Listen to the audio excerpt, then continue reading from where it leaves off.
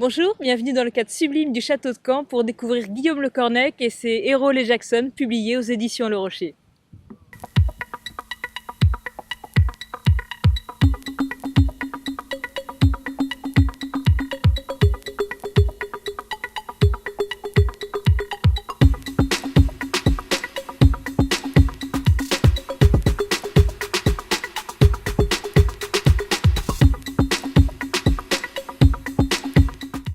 Guillaume Le Cornec, bonjour. Bonjour. Avant de parler de votre série Les Jackson, moi j'avais envie qu'on fasse un petit peu connaissance. Est-ce que vous pourriez nous dire en quelques mots votre parcours? Alors, moi, j'ai fait des études d'histoire. Ensuite, j'ai été journaliste pendant quelques temps. J'ai travaillé dans des agences de communication à Paris. Et puis, j'ai quitté Paris il y a une douzaine d'années pour m'installer à Nantes. Et on a monté une agence de création éditoriale avec mon épouse. Et j'ai entamé une nouvelle vie et cette carrière d'écrivain qui débute il y a 3 ans maintenant. Et comment est venue cette envie d'écrire? C'est quelque chose qui sommeillait en vous ou un matin vous êtes réveillé, vous êtes regardé dans la glace et vous dites je veux être écrivain? Alors en fait, c'est une promesse, qui remonte à mon enfance quand, j'ai eu fini de lire mon premier Arsène Lupin. Je me suis fait la promesse que moi aussi j'écrirais des histoires donc voilà, après ça a mis un peu de temps pour y arriver, 37 ans mais voilà, c'était, le chemin pour y arriver était aussi intéressant que le faire donc je regrette pas du tout d'avoir pris tout ce temps et je pense que justement ça m'a permis d'avoir le recul nécessaire pour avoir des choses à dire dans ces livres. Et la série Les Jackson, comment est-ce qu'elle est née cette série? Comment sont nés vos personnages?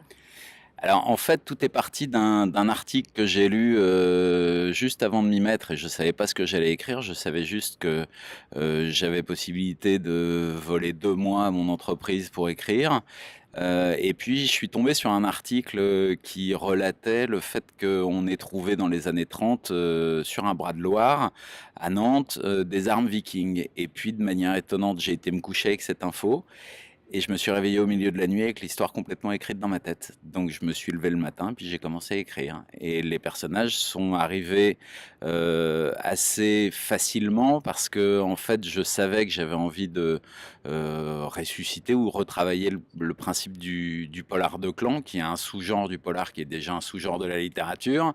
Donc bah, je m'étais dit, voilà, le fait d'avoir ces 5 personnages, évidemment, c'était un petit clin d'œil au Club des 5. Les Jackson, parce que les Jackson 5, c'était un autre petit clin d'œil pour rigoler. Donc voilà. Et puis les personnages se sont assez facilement imposés à moi. Et puis je savais aussi que j'avais envie de faire quelque chose assez girl power. Donc c'est vrai que c'est un peu les filles qui tiennent la rampe dans ces livres-là. Et j'aime bien cette idée, même si les garçons sont très importants aussi, puisqu'ils sont 5. Hein. Il y a 2 filles et 3 garçons. Mais voilà, c'était l'idée de faire ressusciter un peu ce côté camaraderie un peu espiègle et un peu folle comme ça. Ouais, parce que quand on commence le premier qui s'appelle L'île aux panthères, les Jackson vont commencer à se connaître, à se découvrir. Ils sont ensemble, ils sont dans le même établissement scolaire. Et il y en a un du groupe qui va entendre parler, tout d'un coup, il est près d'une maison, il pense qu'il y a un complot, il sait qu'il y a une île, un endroit, en tout cas, tout un clan qui risque d'intervenir. Et puis, il y aura cette idée de trésor viking à découvrir, donc 2 histoires, même peut-être 3 qui s'entrecroisent, avec une notion un peu de d'agent de service secret à la mode ado, quoi. Effectivement, on est dans un. Moi, j'ai grandi avec le Club des 5, le Clan des 7, donc j'ai retrouvé ça, mais avec un côté très moderne à la fois dans le style, dans l'écriture et puis dans la façon dont parlent les personnages. J'ai l'impression que c'était important pour vous de d'avoir une écriture comme ça qui soit un petit peu différente de ce qu'on peut lire d'habitude. Alors ouais, ça c'est vrai que je me suis dit je vais écrire pour la jeunesse, mais je vais essayer d'éviter 2 écueils. C'est de tomber dans le jeunisme en utilisant systématiquement un langage jeune que je saurais pas faire, et en même temps en ayant une petite volonté littéraire, c'est-à-dire d'écrire très convenablement et au mieux que j'ai pu, c'est-à-dire que j'ai pas descendu mon style en disant ou mon niveau en disant: «Bah, c'est comme ça va être lu par des jeunes, on va simplifier les phrases». Non, j'ai essayé d'écrire, comme je le ferais, pour des adultes, et c'est vrai que cette volonté-là, je pense en tout cas, plaît beaucoup aux ados il y en a beaucoup qui me disent: «Mais c'est cool parce que c'est bien écrit» et je suis ravi de ça. C'est-à-dire qu'en fait, on s'aperçoit que, la littérature jeunesse évidemment, mais le polar qui est en plus, un sous-genre de la littérature, peut aussi avoir cette ambition-là d'avoir une écriture, et pour la jeunesse, comme pour les adultes. Mmh. C'est vraiment important. En plus, les personnages, est-ce que dès le début, vous saviez comment ils allaient évoluer ou pas? Ou c'est au fur et à mesure que c'est venu? Parce que même entre eux, les relations sont spéciales. On peut pas dire qu'ils s'aiment tout le temps, même ils se méfient les uns des autres. Donc c'est ça qui est surprenant. On n'est pas dans le héros parfait, on n'est pas non plus dans le anti-héros. Mais c'est des personnages qui ont tendance à se tourner autour par moments. Il y a le poids du secret qui est très fort, il y a l'idée de la traîtrise. C'est dès le début, vous aviez cette idée en tête? Alors, oui et non, c'est-à-dire que, forcément, si jamais je voulais, faire quelque chose qui tiendrait un peu sur la durée, il fallait pas tout livrer d'un coup. Donc, rapidement, l'idée d'envisager, des personnages qui traînent des boulets et des casseroles, mais de très lourds secrets aussi pour, certains d'entre eux, m'intéressait et le premier tome est un peu le dévoilement de tous ces secrets. Ça, je trouvais ça intéressant parce que finalement, c'est un peu la vraie vie. Quand on rencontre quelqu'un, on charge pas sa vie comme on charge un programme où on connaît tout de lui immédiatement.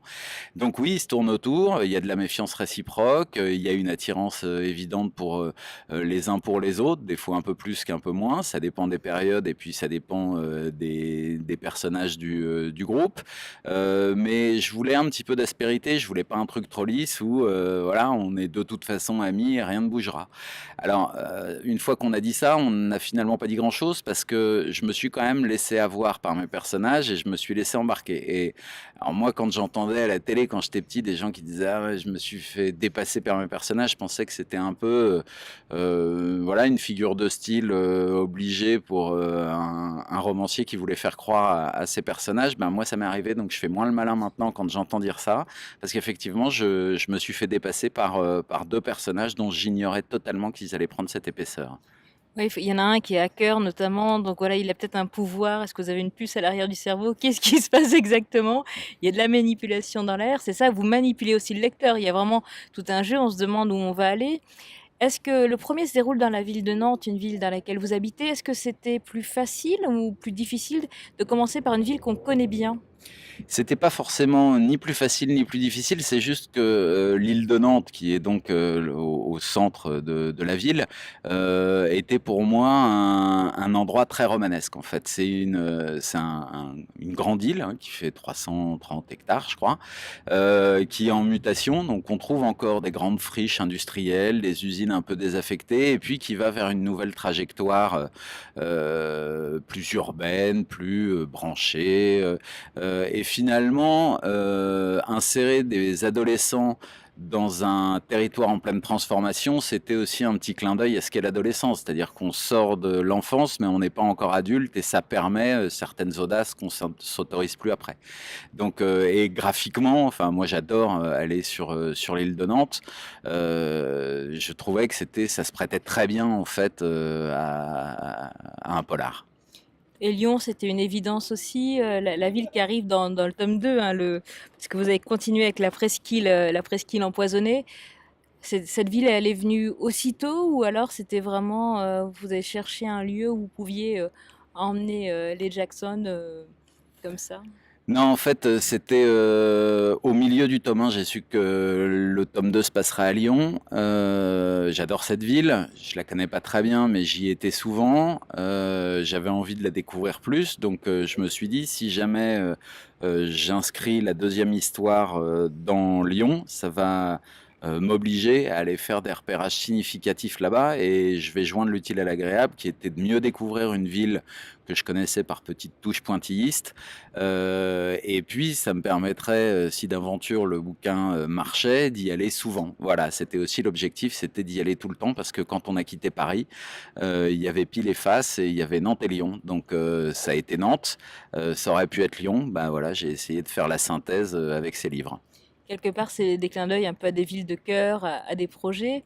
Et il y a aussi toute la période viking qui est importante dans votre œuvre, que ce soit les Jackson qui sont en train de découvrir l'époque viking, mais on sent que vous avez vraiment travaillé le sujet. C'était une période qui vous fascinait. Est-ce que c'est lié aux trouvailles qui ont eu lieu à Nantes, justement? Alors, moi, je trouve que c'est une période extrêmement fascinante parce que, puis c'est marrant d'être à Caen pour en parler.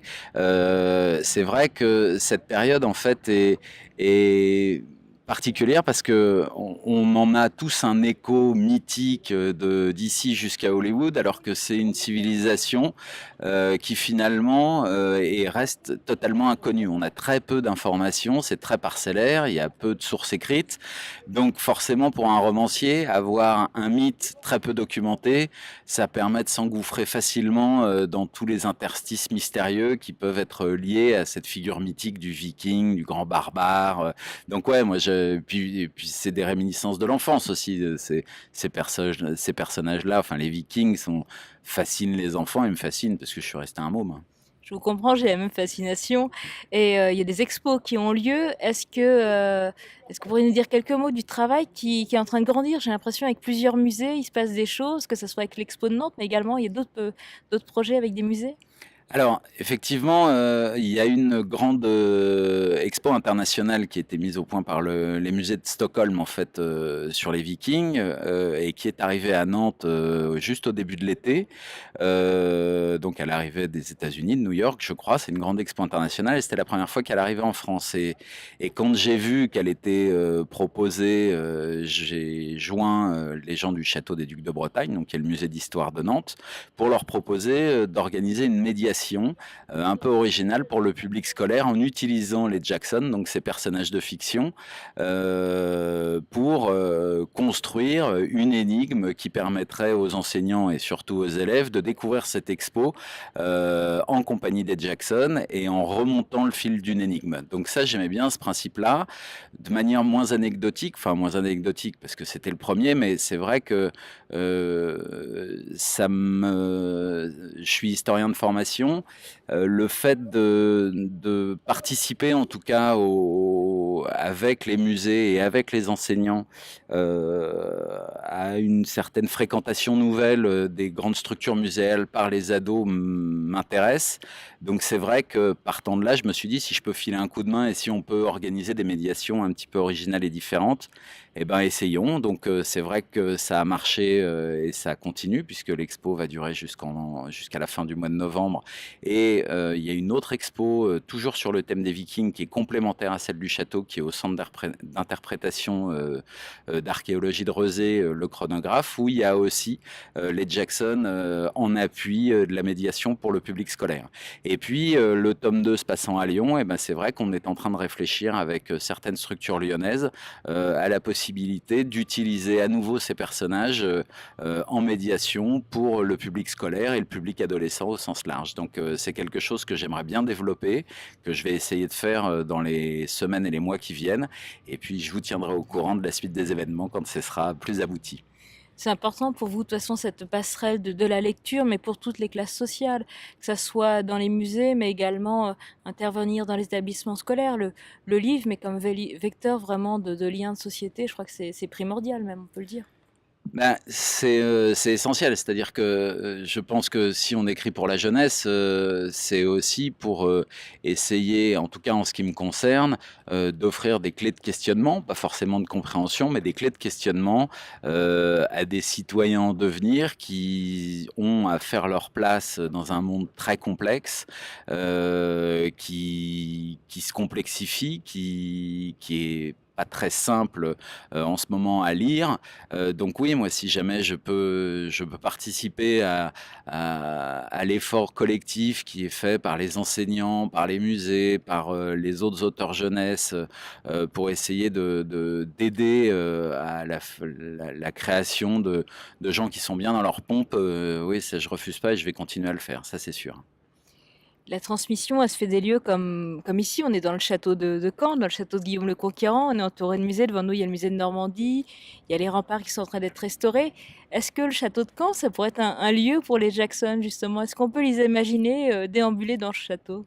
Bah, alors on peut complètement les imaginer et puis c'est vrai que j'étais même parti sur une piste alors qui se passait entre, Bayeux et Caen, que j'ai pas creusé mais effectivement il y avait un petit rapt, sur une tapisserie connue à Bayeux, et avec un remplacement et j'ai vraiment failli y aller et en fait j'ai abandonné cette idée mais ouais, c'est forcément un lieu qui se prête hyper bien à une aventure de 5 fondus, c'est parfait comme cadre ici. Et vous avez pas peur qu'une lectrice un peu tordue ou une libraire tordue vous kidnappe, vous attache à une chaise et vous demande d'écrire ce tome justement?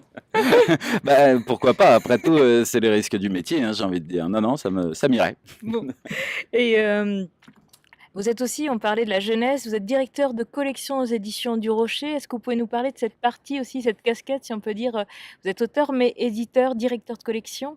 En tout cas, ça représente quoi pour vous ce lancement de collection? Ben, en fait, c'est un des effets collatéraux de ce livre, enfin de ces 2 bouquins. C'est-à-dire que c'était pas du tout prévu au démarrage. Moi, je me suis fait plaisir en écrivant un livre qui a marché, en écrivant la suite, qui a l'air de bien partir aussi. Et puis, c'est vrai que j'ai été publié dans une maison d'édition, les Éditions du Rocher, qui avait pas un secteur jeunesse développé. Donc, on s'est rapidement mis d'accord sur, notre envie commune de le développer. Donc voilà, on va essayer de faire ce qu'on peut sur les mêmes trajectoires intellectuelles et philosophiques dont on vient de se parler. C'est-à-dire que si on peut essayer de documenter le monde contemporain en offrant des bons récits et en s'amusant, parce qu'il y a quand même clairement un côté ludique dans ce que j'écris, dans ce que j'aimerais publier et faire et publier dans les différentes collections qu'on est en train de créer, ce serait vraiment super si on pouvait parvenir à faire ça. Mais il y a toujours cette idée que les bonnes volontés, auprès de la jeunesse, ne seront jamais assez nombreuses. Donc si jamais je peux apporter ma petite pierre à l'édifice, beh, je le ferai avec plaisir et puis on verra la suite. C'est important pour vous la jeunesse, même la prise de conscience? Parce que vous parlez du côté ludique, mais il y a le côté, très sérieux quand on est dans le deuxième tome qui s'appelle «La presqu'île empoisonnée». Le titre annonce un petit peu, je dirais, la couleur. Il y a aussi, le fait que les terres, les sols puissent être empoisonnés. Donc aujourd'hui, vous avez envie de distraire, mais en même temps, quelque part, provoquer, une prise de conscience chez les ados sur ce qu'on fait vivre un petit peu à la planète? Ah bah, c'est clairement une saga, d'écologie politique, hein, ça, il y a aucun problème et ça va se renforcer dans le troisième tome. Oui, évidemment, l'idée, c'est ça, c'est que, on peut faire des choses très ludiques. En revanche, les Jackson n'évoluent pas dans un monde tout rose et simple. Ils sont, engagés dans le monde contemporain, donc on traite des problématiques, et des problèmes de la réalité contemporaine avec ce qu'elle a de difficile et de même dramatique en ce moment. Et c'est vrai que, l'idée, c'était de faire aussi rêver, les ados et puis les adultes aussi qui lisent le livre, sur des voies de recours possibles par rapport à ce qu'on est en train de faire, où c'est vrai qu'on a tendance à nous rabâché à longueur de journée, qu'il y a qu'une voie possible, ce que je ne crois pas. Je ne dis pas que cette utopie politique qui prend corps dans le livre est ce qu'il faut faire, mais en tout cas, je me dis que au moins, il est important qu'on essaye de réfléchir et de se trouver des vecteurs, de rêve et des vecteurs de changement. Parce que en tout cas, il est manifeste que si jamais on continue sur cette trajectoire-là, les choses vont s'arrêter assez vite. Donc je pense que maintenant, mais bon, la période est plus parlante que ce que je serais capable de dire. Je crois que maintenant il y a une urgence et la pierre aussi que j'apporte à ce petit édifice, c'est ça, c'est d'essayer de faire se poser des questions aux enfants. Moi, je suis pas là pour apporter des réponses, je suis là pour essayer de questionner et d'être un précurseur de l'action et un déclencheur d'action chez les ados et chez les gens qui lisent. Vous aimez provoquer, vous aimez que les gens aussi puissent rêver. Et je crois que vous êtes un fan de musique. Si on devait diffuser un morceau pour conclure cet entretien, vous aimeriez passer quel morceau là? Un morceau qui vous parle, qui vous plaît? Moi, je pense que j'irais sur du punk rock et ce serait sans doute un morceau de NoFX. Voilà, alors, j'en ai plein, mais voilà et ça pourrait, aussi être, peut-être une pop un peu mélancolique d'XTC. Donc voilà, je suis assez, éclectique. J'ai malheureusement pas beaucoup de temps pour, écouter de la musique parce que j'ai un emploi du temps avec des casquettes multiples, mais ces 2 morceaux-là, je trouve que ça résume assez bien l'ambiance qu'on peut retrouver dans les Jackson, c'est-à-dire un côté, très rock and roll et très speed et puis en même temps, j'espère de la bienveillance et une petite profondeur dans l'analyse. Donc merci Guillaume Le Cornec. On a maintenant des idées d'écoute musicale, on a de la lecture, donc je rappelle avec L'île aux panthères, hein, qui est le premier tome et qui est suivi de la presqu'île empoisonnée, donc deux moments d'évasion à suivre aux éditions du Rocher, puis vivement le tome 3. Merci beaucoup. Bonne fin de journée à tous. Merci à vous.